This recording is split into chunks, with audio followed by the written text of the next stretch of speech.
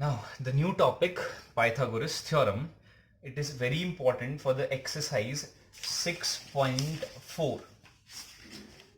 Not 6.4, it's 6.5. 6.4 जो है इस बार के CBSE बोर्ड पैटर्न से हटा दिया गया है, ठीक है। तो यानी कि 6.4 करने की जरूरत नहीं है।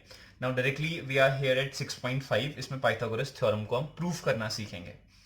सब लोग अलग अलग तरीके से करा सकते हैं, ठीक है। मेरा वाला तरीका तो यही है।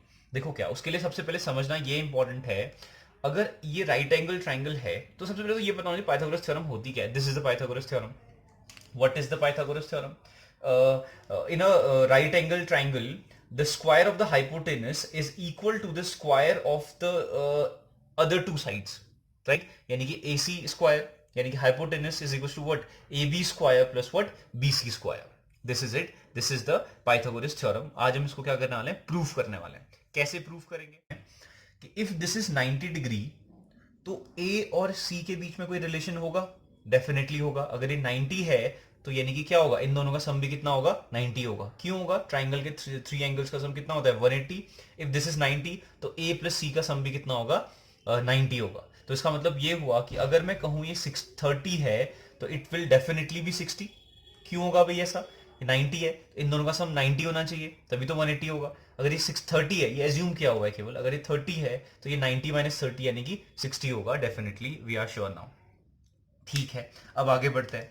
अगर मैं एक काम करूं, एक परपेंडिकुलर यहां से लाइन ड्रॉ कर देता हूं, ठीक है। एक परपेंडिकुलर लाइन ड्रॉ की, दिस इज 90, ठीक है। ध्यान रखना इस चीज का। अब देखो फिर से, अगर ये 90 है, ये 30 है, तो ये कितना होगा भाई?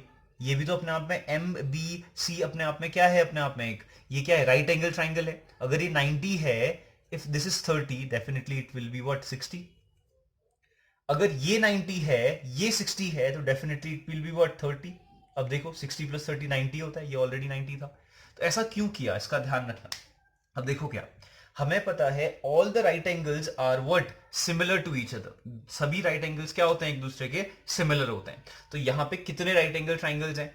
पहला राइट एंगल ट्राइंगल है क्या? देखो, अब ये वन, एक ये small one, second and third one is big one, three right angle triangles हैं। तो all three right angle triangles are what? Similar. सारे के सारे सिमिलर होंगे। चलो ठीक है, अब हम क्या करने वाले हैं, एक छोटे वाले यानी कि दिस पार्ट, यानी कि चलो इसको फर्स्ट ले लेते हैं। फर्स्ट राइट एंगल ट्राइंगल को ये बिग राइट एंगल ट्राइंगल से मैं कंपेयर करने वाला हूं। अब देखना, ये मैंने इसीलिए लिखा हुआ है ताकि नॉमेनक्लेचर गलत ना हो जाए। कैसे? देखो कर, बिग वन कुछ भी लिख लेते हैं, ठीक है। ट्राइंगल जो बड़ा वाला ट्राइंगल है वो क्या है भाई? ए बी सी लिख लो। चलो ए बी एंड सी, ये सिमिलर है किसके? छोटे वाले के, जो फर्स्ट लिखा हुआ है उसके। अब ये कैसे? नाम ये इंपॉर्टेंट ना, सबसे इंपॉर्टेंट है नाम क्या लिखने वाला है, ठीक है। तो यानी कि फर्स्ट क्या था? ए क्या था? 60 वाला। उसके बाद हम गए बी में, जो कि क्या था? 90, 60, 90 एंड देन 30। तो यानी कि यहां पे भी हमें कहां जाना पड़ेगा? 60, 90 एंड 30 के बेस पे जाना पड़ेगा। 60 का है, ये है। 90 का है, ये है। तो ए एम देन बी, तो यानी कि ए एम देन बी, बस काम बन गया। तो यानी कि हमारे पास ट्राइंगल मिल गया। A B C is similar to triangle A M B. क्यों है ये दोनों सिमिलर? क्यों होंगे विदाउट एनी प्रूफ? हमने लिखा क्योंकि सारे के सारे राइट एंगल ट्राइंगल्स क्या होते हैं? सिमिलर होते हैं। हमें सिमिलरिटी की डेफिनेशन प्रॉपर्ली मालूम है, ठीक है। अब देखो क्या, अगर ये दोनों सिमिलर हैं, what we know about the similarities? अगर if two triangles are similar, the sides, corresponding sides ratio is equal, है ना। चलो देखते हैं। A B upon A M, यानी कि क्या हो गया? A B upon A M is equal to क्या होगा? B C upon M B, B C upon what? M B is equal to what?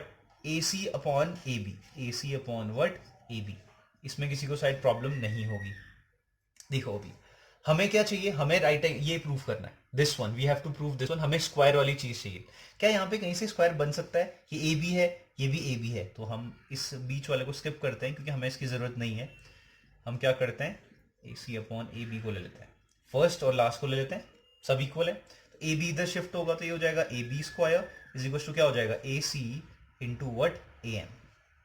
यानी कि ये हमारे पास फर्स्ट इक्वेशन आ गई स्क्वायर के बेस पे, इक्वेशन नंबर 1। कोई प्रॉब्लम है तो पूछो, ठीक है। This is the first equation. अब देखो क्या, फिर से वही बड़ा वाला ट्राइंगल। बड़ा वाला ट्राइंगल क्या था? ट्राइंगल ए बी सी, ठीक है। अब ये छोटा वाला ट्राइंगल को चलो सेकंड ले लेते हैं, सेकंड वाले ट्राइंगल से कंपेयर करते हैं। तो ये क्या होंगे? डेफिनेटली सिमिलर होंगे। अब कैसे नाम लिखना है, this is very important. A was what 60, फिर आई एम 90 में, फिर आई एम क्या 30 में, A B and C, remember this. तो यहाँ पे भी कैसे जाना पड़ेगा भाई, पहले 60 में, इसमें 60 कहाँ पे है, बी वाले में है, तो बी, फिर ये क्या था 90 था, बी के बाद कहाँ जाना है हमने 90 में जाना है, 60 के बाद कहाँ जाना है हमने 90 में जाना है, 90 का है ये रहा, तो यानी कि एम, उसके बाद 30 में जाना है सी में। तो यानी कि ये कंपैरिजन याद रखना, ये जो ए एंगल है ये बी वाले एंगल के इक्वल होना चाहिए। कैसे, ए वाला कौन सा था 60 वाला था, ये बी एम सी में बी कौन सा है, बी ये रहा, यानी कि ये भी क्या है 60 है। तो ध्यान से देखोगे तो सारे के सारे मैच करेंगे। तो दिस इज वेरी इंपॉर्टेंट है, याद रखना ये जो सिचुएशन है बहुत इंपॉर्टेंट है।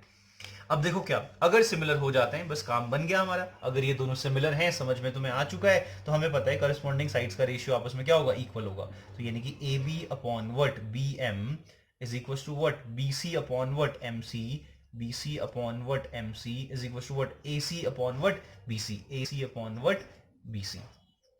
हो गया बात खत्म। हमें क्या चाहिए, स्क्वायर चाहिए। कहां बन रहा है भाई स्क्वायर, यहां बन रहा है, BC into BC is BC square, तो यानी कि BC square is equal to what, AC into MC is AC into MC. हो गया इक्वेशन नंबर 2, बात खत्म। इसको हमने स्किप कर दिया क्योंकि इसकी जरूरत हमें नहीं है, बस बात खत्म हो गई। ठीक है, तो हमें ए बी मिल गया है, हमें बी सी मिल गया है। हमें देखो यहाँ पे क्या प्रूफ करना था, A B square plus B C square. हमारे पास है ए बी स्क्वायर भी है और बी सी स्क्वायर भी है। हम क्या करते हैं, दोनों इक्वेशंस को क्या कर देते हैं, ऐड कर देते हैं और हमारा आंसर आ गया। देखो कितना सिंपल था, लेकिन कब सिंपल होगा, जब तुम्हें सिमिलरिटी प्रॉपर्टीज आती होंगी, याद रखना। चलो करते हैं, इक्वेशन नंबर 1 और इक्वेशन नंबर 2 को क्या कर देते हैं, ऐड कर देते हैं। चलो देखो, लेफ्ट हैंड साइड यानी कि A B square plus B C square, तो A B square plus B C square is equal to, right hand side क्या है, A C into A M, A C into क्या है A M, plus what A C into what M C, A C into what M C है हमारे पास। Now what we have A C and A C are common, तो A C common ले लेते हैं, क्या बचेगा भाई A M plus what, A C common आ गया तो एम सी बचेगा। What is A M plus M C, where is A M, A M plus M C क्या है अपने आप में, ए सी है, तो इसकी जगह पे क्या लिख सकता हूं मैं, ए सी लिख सकता हूं। तो A C into A C is what, A C square. इस साइड पे क्या था, A B square plus B C square, यानी कि क्या आ गया, A B square plus B C square equal to A C square. This a very important theorem, Pythagoras theorem हमने प्रूव कर दिया, A B square plus B C square equal to A C square. This is